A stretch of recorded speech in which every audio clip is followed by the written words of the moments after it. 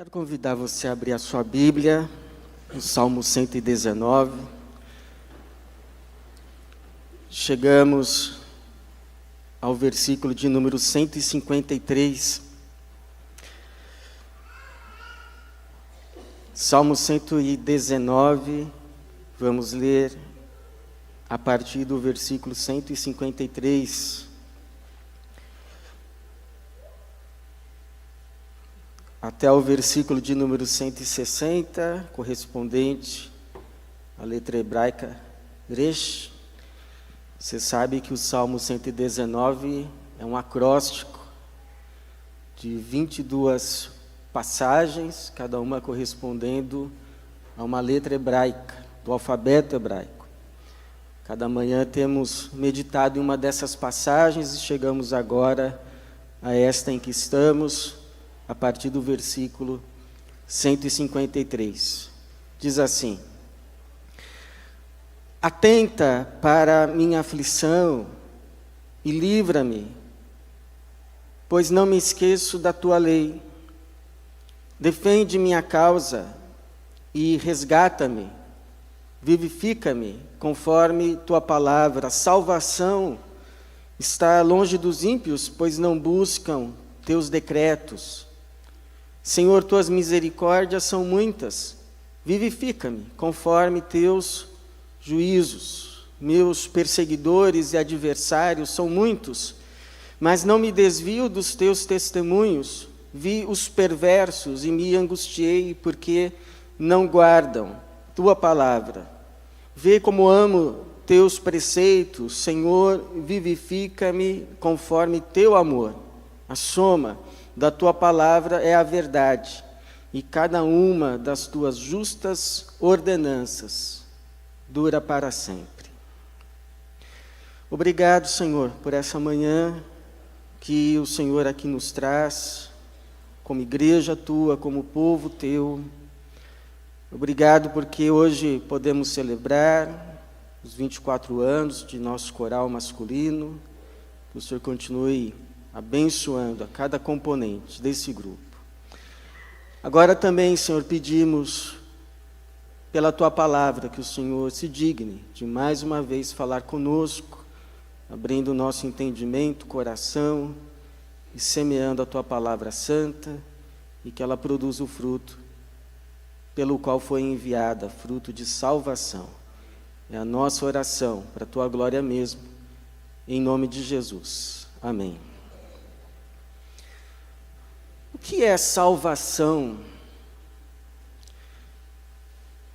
Se tem uma contribuição que o Antigo Testamento nos dá, é o de ampliar o nosso conceito de salvação. Geralmente nós reduzimos a ideia de salvação a uma coisa só: sermos salvos do inferno. Após a morte, não irmos mais para o inferno, mas irmos para o céu, estarmos com o Senhor, podermos andar nas ruas de ouro, de prata, estarmos no paraíso com Abraão, Isaac, Jacó e todos os santos. Essa geralmente é a ideia dominante quando nós falamos a respeito de salvação, e claro, salvação também é isso. Salvação é ter a bênção de morrermos em paz, sabendo que temos um lugar assegurado com Deus, que Jesus nos foi preparar lugar, e que ao partirmos, Ele mesmo se encarregará de nos receber no céu. Isso é salvação. Mas salvação é mais do que isso. A Bíblia vai nos dizer que salvação é sermos livres do pecado, porque o salário do pecado é a morte, mas o dom gratuito de Deus é a vida eterna. O pecado tem o poder não apenas de nos levar para o inferno após a morte. O pecado tem o poder de trazer o inferno para a nossa vida antes da morte. Há muita gente vivendo em inferno antes da morte. Pecado não leva para o inferno só depois da morte.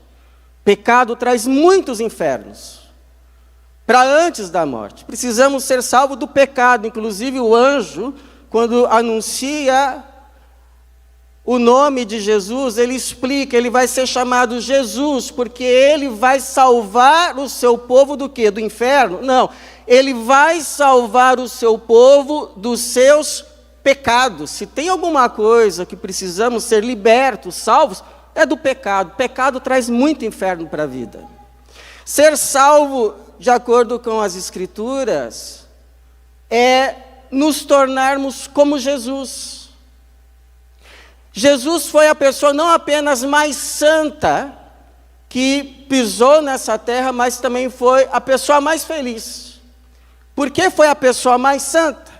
Foi também a pessoa mais feliz, por isso que ele vai dizer aos seus discípulos e a nós: olha, eu vos digo estas coisas para que a vossa alegria seja completa. Eu vos digo essas coisas para que vocês tenham a minha alegria, essa alegria que eu tenho, essa alegria que é viva, essa alegria que não morre, essa alegria que está além das circunstâncias, eu vim trazer para vocês, por isso que eu lhes digo essas coisas. Vocês querem alegria? Então ouçam o que eu digo, eu sei o caminho da alegria. Eu vim trazer alegria para vocês também. E ser salvo segundo as Escrituras é recebermos aquilo que nós mais desejamos. E que muitas vezes buscamos nas coisas e não encontramos vida. Que a nossa alma mais deseja é vida. E é vida que Jesus veio nos trazer. Eu vim para que tenham o quê? Vida. E a tenham com abundância, a tenham em plenitude, ao invés de morte. Essas coisas, isso que vocês procuram em coisas e não encontram, eu vim trazer para vocês, porque eu sei o que a alma de vocês mais deseja, a alma de vocês deseja vida. Foi vida que eu vim trazer para vocês, e vida com abundância, ou seja, Jesus veio nos trazer o shalom de Deus. O shalom, que é a ideia de vida plena, a vida que não tem falta de nada, a vida que é vida verdadeira, a vida que todos nós desejamos, a vida abençoada por Deus. É isso que Jesus veio nos trazer, é isso que é ser salvo, é ser liberto do pecado, é nos tornarmos cada vez mais como Jesus e recebermos dele a vida.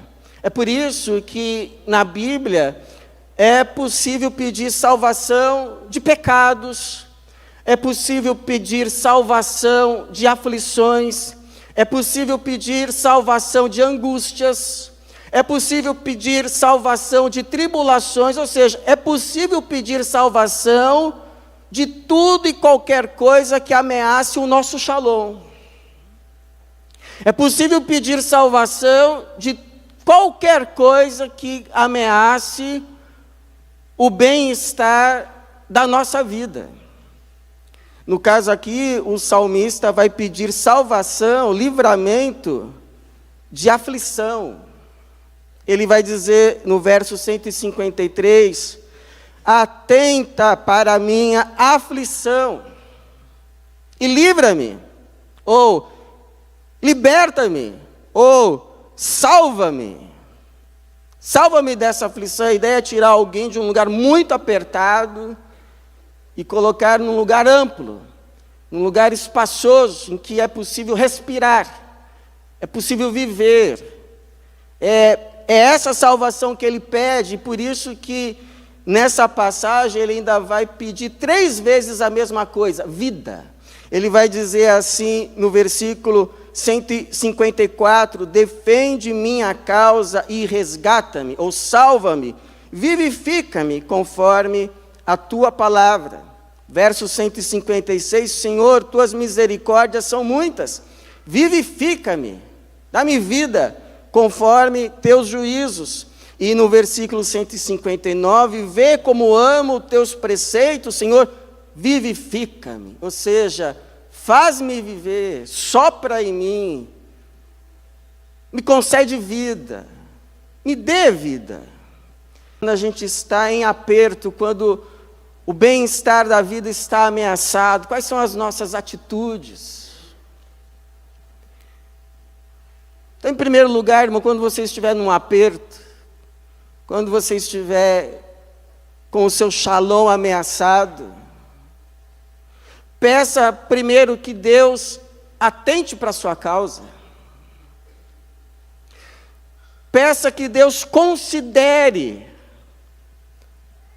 a tua situação, que Ele volte os seus olhos para você e tenha compaixão, porque Ele tem. Você talvez já tenha tido a experiência de pensar na sua angústia, na sua aflição, na sua situação, no seu problema, e logo após dizer assim, bom, mas quem se importa? Você tem a impressão que ninguém se importa. Mas Deus se importa. Porque Deus tem coração. E Deus tem um coração cheio de compaixão. Deus tem um coração cheio de misericórdia. Nessa misericórdia que o salmista está confiado. Ele vai dizer no verso 156, Senhor, tuas misericórdias são muitas. Que misericórdias são essas? É aquele sentimento entranhável. É aquele impulso do ventre que a mãe sente quando vê o seu filho em perigo. O que uma mãe faz? Uma boa mãe. O que uma boa mãe faz quando vê o seu filho em angústia, em perigo, precisando de ajuda? As suas entranhas a movem. Seu ventre a impulsiona. Se ele está nessa situação porque ele está errado, depois ela dá bronca, mas primeiro ela ajuda. Primeiro ela corre. Primeiro ela estende a mão, primeiro ela salva. E nesse sentido só tem uma diferença entre uma mãe e Deus. É que uma mãe sempre quer ajudar, mas nem sempre pode. Nem sempre consegue, nem sempre o seu braço alcança. Agora Deus sempre quer e Deus sempre pode. Deus não apenas tem coração compassivo, mas Deus tem braço forte. Deus não apenas tem braço forte, mas tem coração que se compadece. Então por que é importante saber disso? Por que é importante saber que é Deus que tem o braço forte? Porque às vezes você na sua situação, na sua angústia, na sua aflição, no seu aperto, na sua fase em que você sente o bem-estar da sua vida ameaçado, você pode esperar que as pessoas façam por você aquilo que só Deus pode fazer. Você pode esperar que as pessoas estejam ao seu lado, todas as vezes que você gritar por socorro. Mas só Deus é onipresente, só Deus vai poder fazer isso por você. Você pode esperar que as pessoas sempre tenham uma palavra para você, que elas possam te dar um conselho, que vai desembaraçar aí a situação, te mostrar um caminho, mas só Deus é onisciente, só Deus sabe tudo. Vai ter momentos que as pessoas, a única coisa que elas vão poder fazer por você é te ouvir. A única coisa que elas vão poder fazer por você é se colocar do seu lado e chorar com você. Mas elas não sabem tudo. Você pode estar esperando que as pessoas sempre te ajudem, sempre te salvem.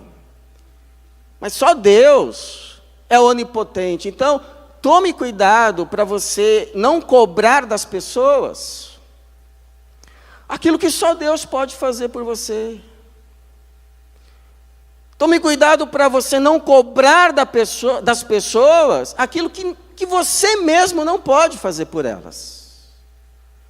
Por que esperar delas coisas que nem nós mesmos podemos fazer? Por que esperar delas coisas que só Deus pode fazer? É importante saber que é Deus que tem o braço forte. Agora, por que é importante saber também que Deus não apenas tem braço forte, mas tem coração que se compadece? Porque muitas vezes na sua aflição, você pode não duvidar que Deus possa te ajudar, mas que Deus queira. Lembra quando um leproso se aproxima de Jesus e ele diz assim: Senhor, se quiseres,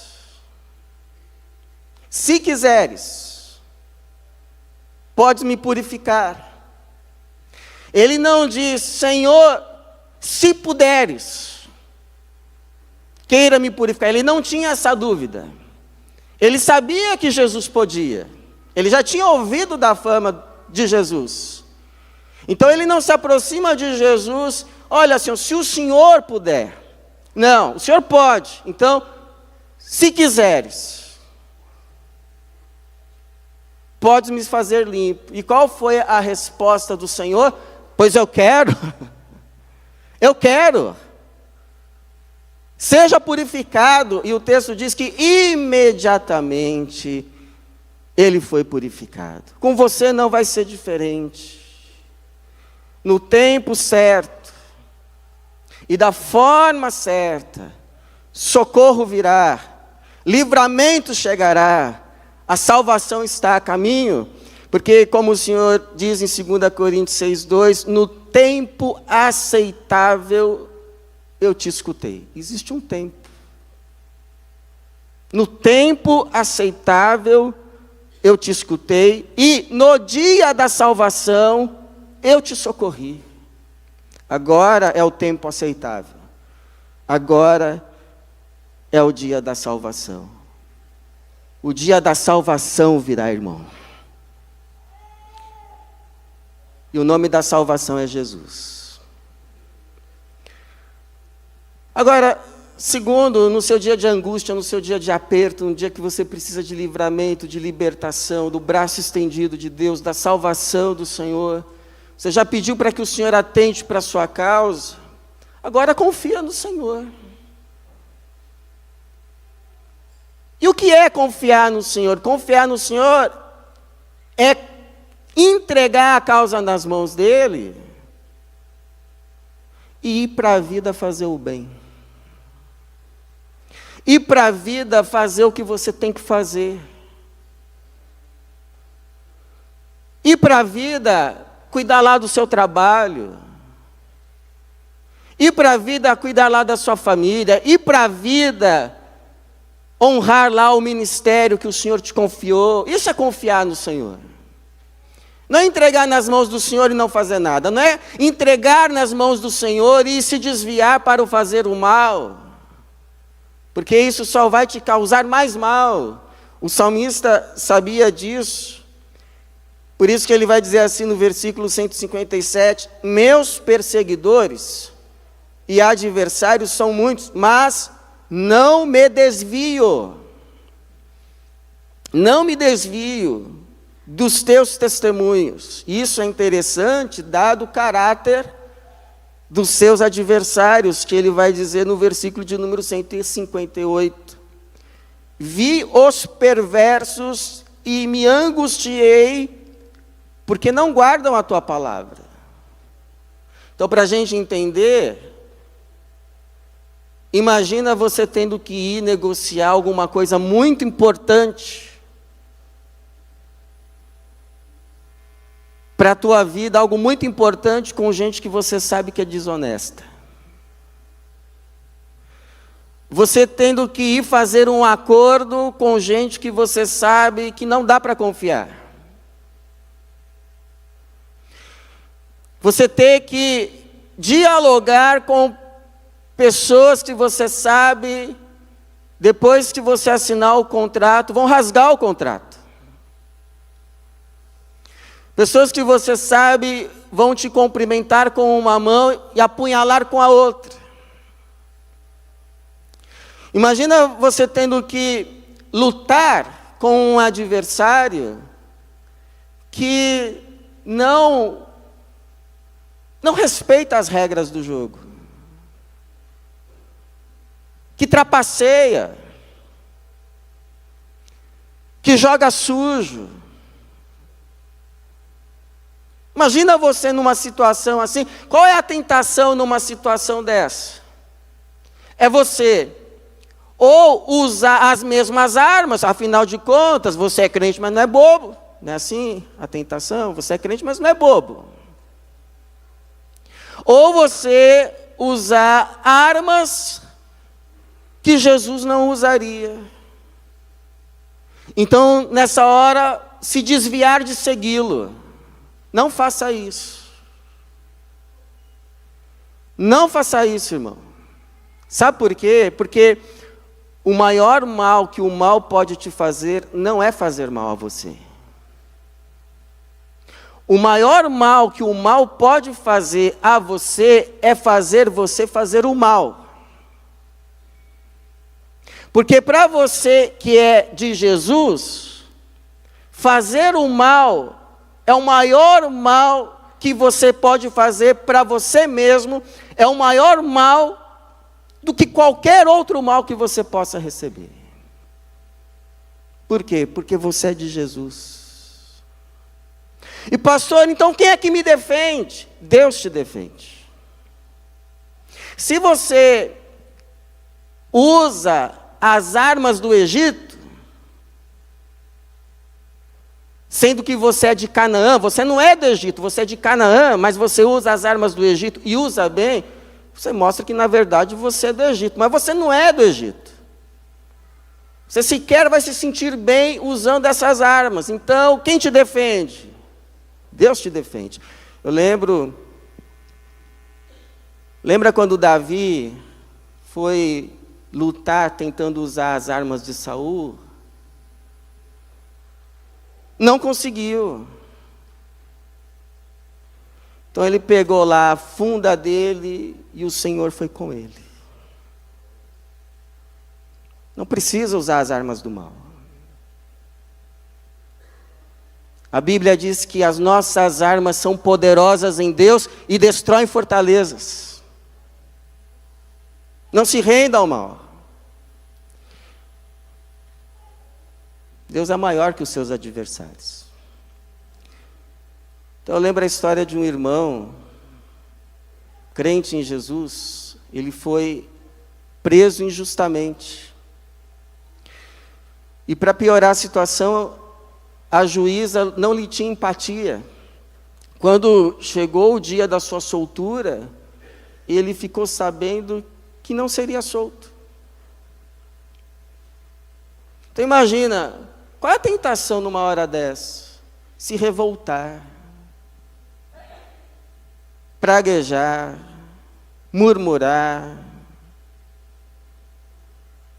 se deixar dominar pela incredulidade, para não dizer coisas piores. Mas ele diz que naquele dia ele abriu a Bíblia e ele leu lá em 2 Coríntios capítulo 1, a partir do 3, que diz assim: bendito seja o Deus e Pai de nosso Senhor Jesus Cristo, Pai das misericórdias e Deus de toda a consolação, que nos consola em toda a nossa tribulação, para que também sejamos capazes de consolar os que passam por alguma tribulação, por meio da consolação que nós mesmos somos consolados por Deus.